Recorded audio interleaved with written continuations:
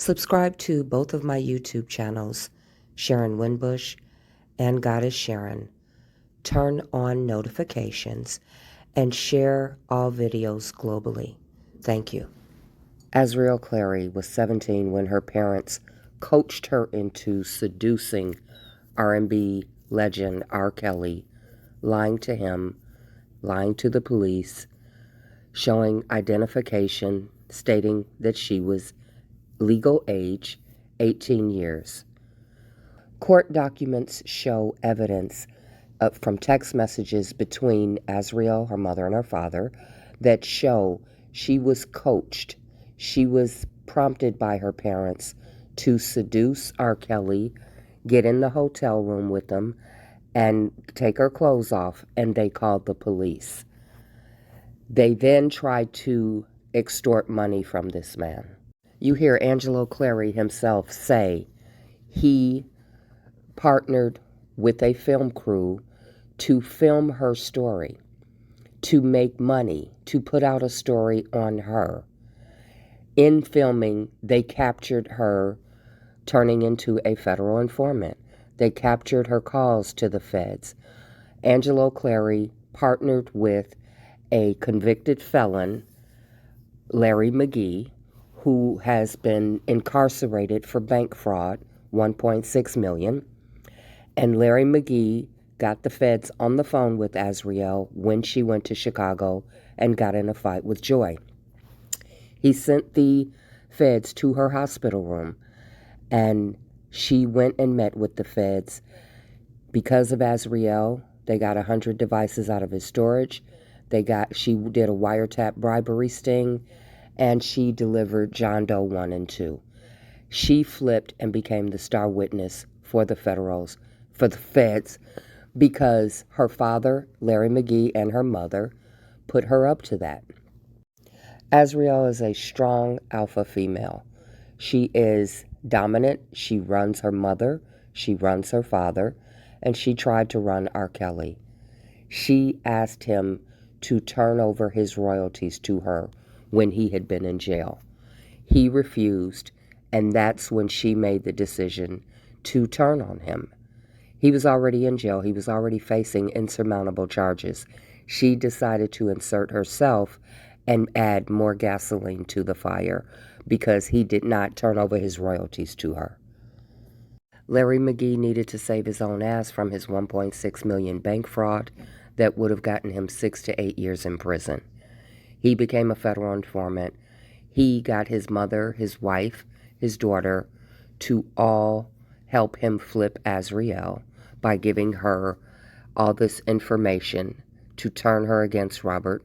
And then he FaceTimed her with the feds on the phone. He sent the feds to her hospital room.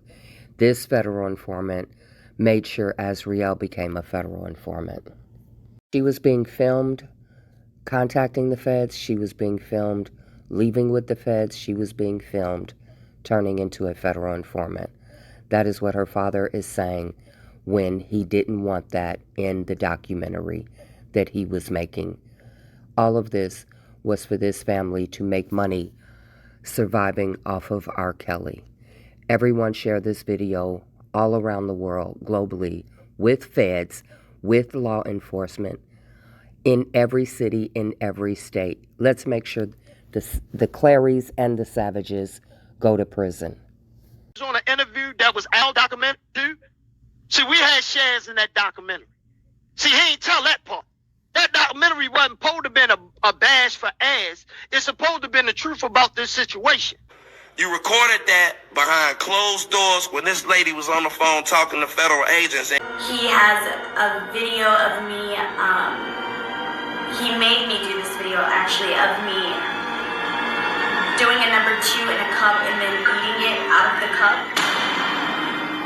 It's done, it's over, it's over. You may not even make it to trial. I'm so sorry for you. I'm sorry, I really did love you. And you lied to me and you used me and you plagued me. When I sent the fucking feds to fuck you up, why you ain't talk about that? You don't need to worry about going there because we are sending agents there to secure the area. Okay. Have you been to the storage facility yourself? I have been.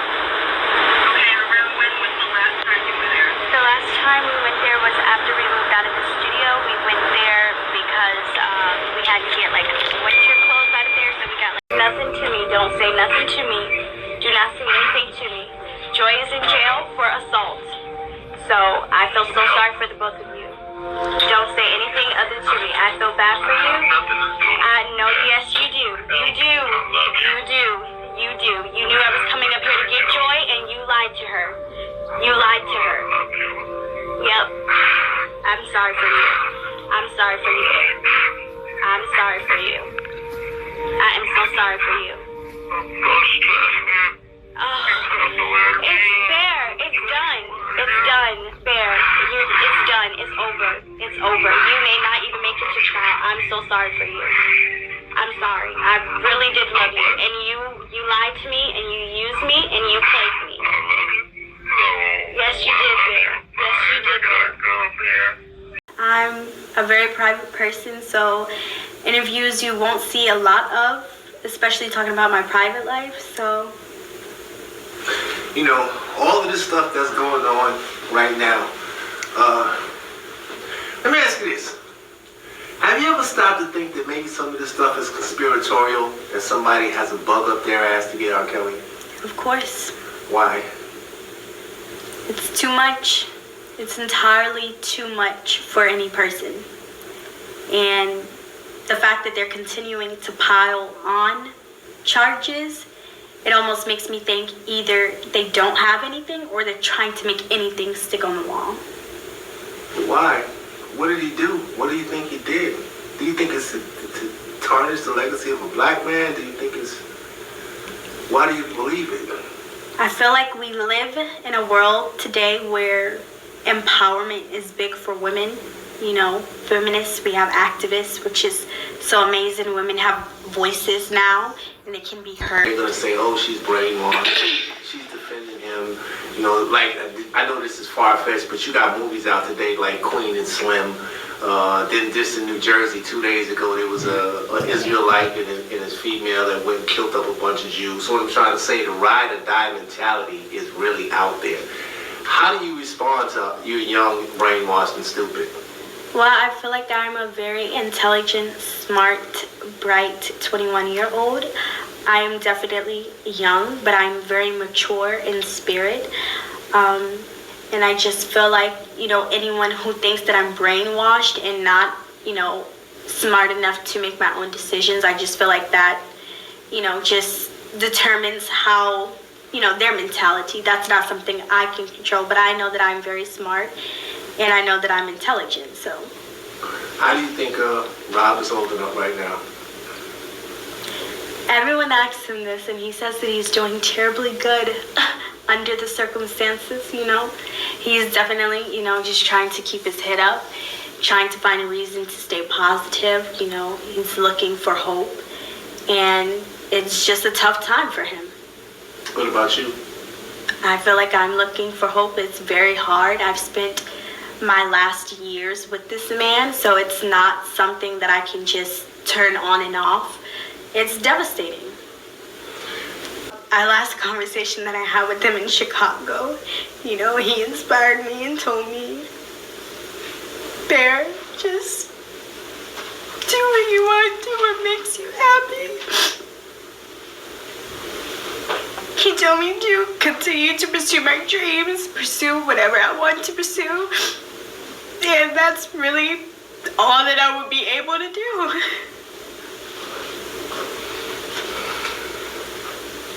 How do you feel about the women that are accusing you of these things?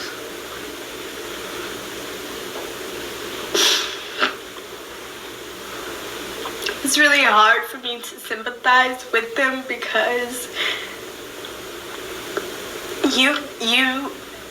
me personally, I know that majority of them are not being honest. I know that majority of them have exaggerated their stories. They have fabricated their stories. They have added to their stories, in which that is human nature. That's just in us, you know.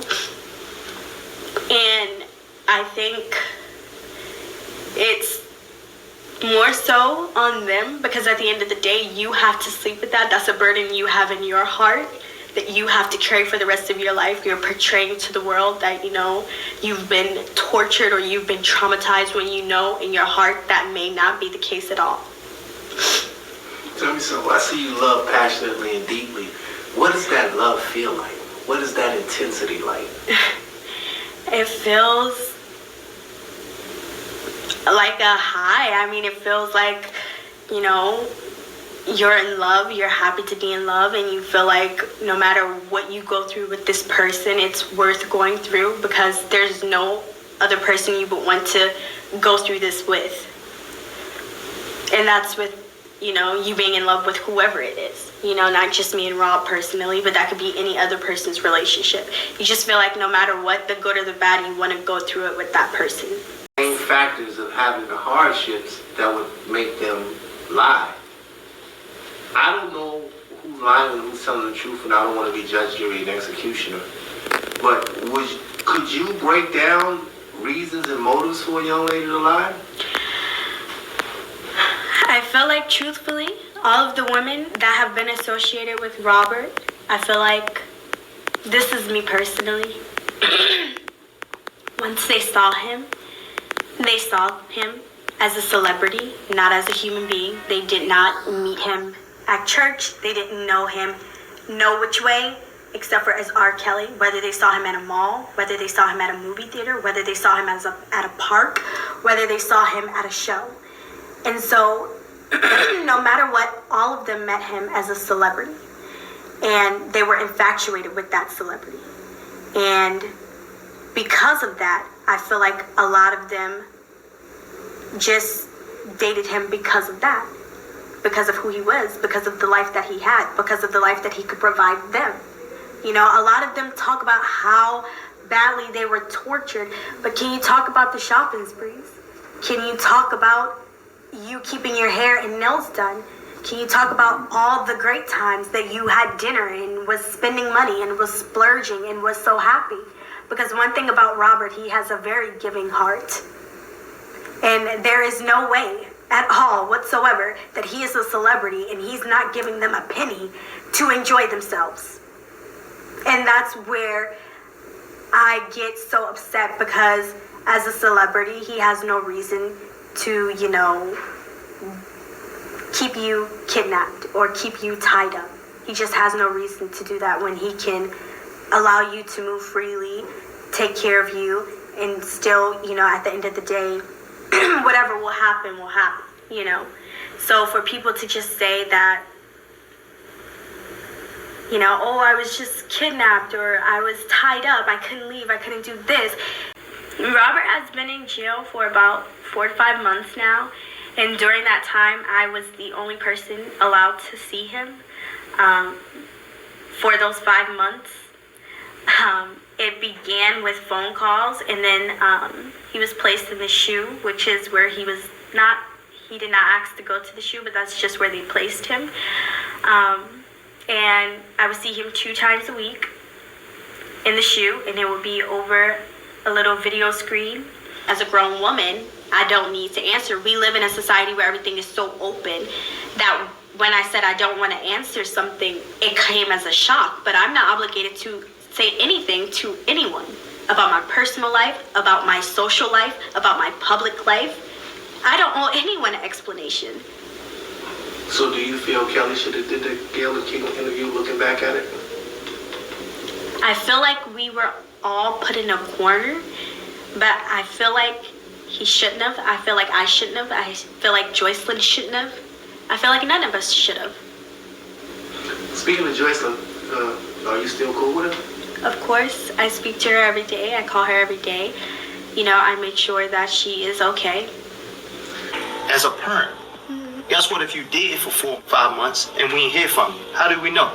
Okay, so let me ask you this. Before graduation, I was not even checking in every day then. Yeah, it was. I talked to your pop. You'll be like, Dad, I'm busy. I'll call you back. It was no more. You wasn't talking, but you was texting. And if you're free, you'll call me. Hey, Dad, what you doing? But I didn't do it every day. Now, don't paint no picture like I didn't say every day. Now, maybe like once a week, once every 2 weeks or so. I didn't have to call you every day. I talked to you. Okay, so why, when I become 18, 19, 20, 21, I gotta check in with y'all every day? Where you get that from? Your wife.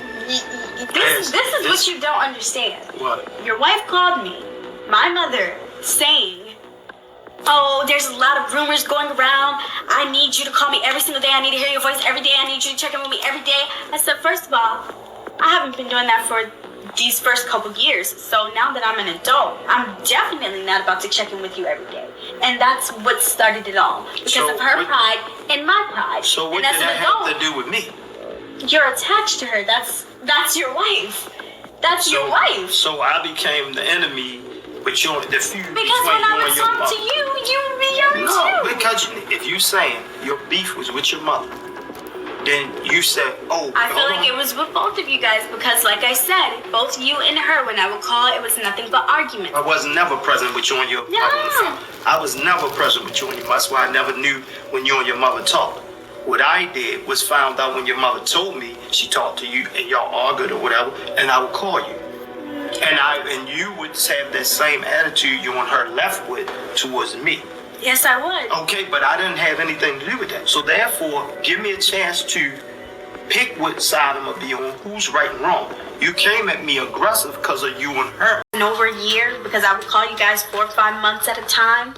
And when I would call you guys would be yelling. You guys would be cursing me out. Mommy would be yelling at the top of her lungs. I don't have And nothing. so what I would do, I'd say, okay, I'm going to give you about 4 or 5 months. Listen.